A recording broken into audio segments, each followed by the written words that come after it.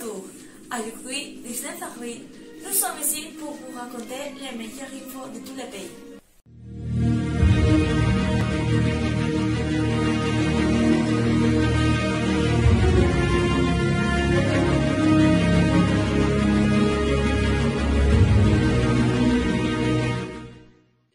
Le dernier 15 avril, la cathédrale de Notre-Dame de Paris a souffert un terrible incendie.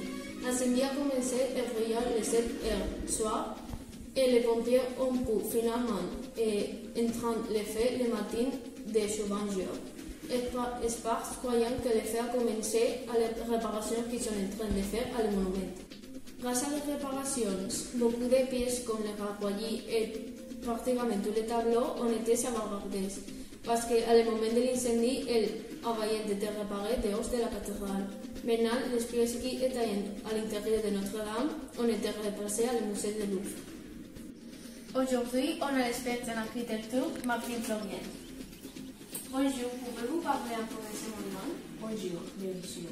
Cette pièce architectonique est sensible d'Occident, avec plus de 8 siècles d'histoire. Notre-Dame a été construite en 1345 avec le style de gothique français. Incroyable, pensez-vous que Notre-Dame peut être reconstruite? Sans doute, Notre-Dame peut être construite avec les donations de marques comme Louis Vuitton et Gucci. Mais maintenant, la police et les autorités sont en train d'évaluer les conditions et la situation de la cathédrale. Merci beaucoup pour votre temps. Maintenant, on parle de la manière que les Parisiens ont dit au revoir à cette cathédrale. On connecte avec Célie en direct. Bonjour. Les Parisiens et d'autres personnes venues de différents lieux du monde ont dit au revoir à Notre-Dame d'une manière spectaculaire. Tous, ils ont chanté Ave Marie comme un choix pendant le moment de la fête. Et ils aussi ont chanté pour animer les pompiers qui éteindraient l'incendie. Il a été très beau. Et ils savent qui ou comment a pu commencer le feu? Les autorités sont encore en train d'évaluer les conditions de la cathédrale et comment le feu a pu commencer. L'hypothèse qu'ils ont, c'est que l'incendie a commencé à l'heure, mais ils ne jettent pas d'options. La police a posé des questions à des ouvriers qui travaillaient à Notre-Dame, mais ils ne savent certainement qui ou comment l'incendie a été provoqué. Merci beaucoup, Célia. Alors, nous restons avec une autre nouvelle. Avant Virginia. Le 10 avril, la science a fait une grande découverte grâce à l'aide de Russie de 8 télescopes géants du télescope Event Horizon, distribués dans le monde entier, dont l'un en Espagne. Des années de travail et d'efforts et la participation de plus de 200 scientifiques ont obtenu la première image d'un trou noir situé à 55 millions d'années-lumière au centre de la galaxie Messier 87. Il s'agit d'une découverte attendue depuis longtemps qui aide à la connaissance du vie extraterrestre, tous les secrets et cache l'immense univers. Des études et des calculs ont donné des réponses approximatives à différentes questions telles que qu'est-ce qu'un trou noir? Que se passe-t-il à l'intérieur? S'agit-il de portails d'une autre dimension? Pour cette raison, nous sommes allés dans la rue pour savoir ce que pensent les gens. Savez-vous ce que c'est? Oui, c'est les trois noirs découverts de ce monde. Très bien. Savez-vous ce qui se passe dans un trou noir?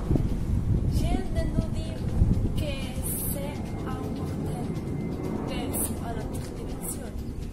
Mais quand je suis petite, je pensais que c'est comme une chose qui t'attrape et tu ne peux pas sortir. Mais c'est une chose que nous savons imaginer. Très bien. Que se passe-t-il à l'intérieur d'un trou noir? Je suppose que ce n'est pas bon, mais je suppose qu'il ne contient rien à l'intérieur. Ce n'est pas le cas. La vérité est qu'il n'y a pas de réponse claire. Mais pensez-vous que nous pouvons en acrediter? Si nous ne détruisions pas notre planète avant, qui sait, mais je le vois difficile. Espérons que cette nouvelle découverte contribuera aux nouvelles avancées de la science et nous aidera à découvrir davantage notre univers mystérieux. Ensuite, dans les nouvelles internationales du sport. Nous Sánchez inauguró la profesionalización del fútbol femenino en Argentina. La futbolista argentina Macarena Sánchez a remporté ce vendredi une nouvelle victoire pour le féminisme. La professionnalisation de les plus hautes divisions du pays sud-américain. Sánchez et ses 14 camarades de San Lorenzo ont signé ce vendredi les premiers contrats professionnels dans la vie de leur sport. Le club azulgrana a ainsi posé la première pierre pour construire un football féminin qui laisse derrière la précarité du travail et l'amateurisme qui les caractérisait depuis ses débuts. Une autre nouvelle dans le sport féminin à l'Espagne est le record de participation à un match de basket féminin en Espagne.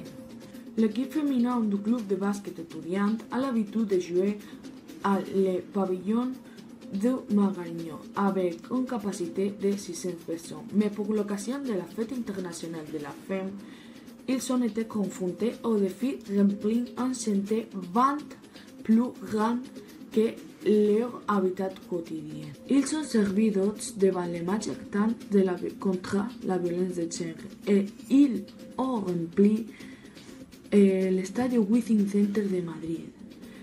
Dans ce sport féminin, le basket féminin à l'Espagne a battu un record de participation avec plus de 13 600 participants. Et dans ce moment, un rappel l'estit. La chanteuse indie a confirmé sa mariage avec le joueur de foot Pangen, avec une photo à Twitter. Et nous connectons avec notre journaliste Virginia. Je suis devant la porte où la couple a passé la nuit. Nous sommes dans l'expectative de qu'Indil abandonne la maison. Ici est! Pourquoi vous avez décidé de maintenir la célébration en secret? Que sí, Qui consiste à votre mariage? en personne. Êtes-vous heureux et il? Oui. Merci. Elle n'avait pas collaboré beaucoup, mais nous reviendrons avec l'exclusif. Merci Virginia. Et vous, n'oubliez pas que nous avons cette soir un rendez-vous ici, à Coer. Bisous.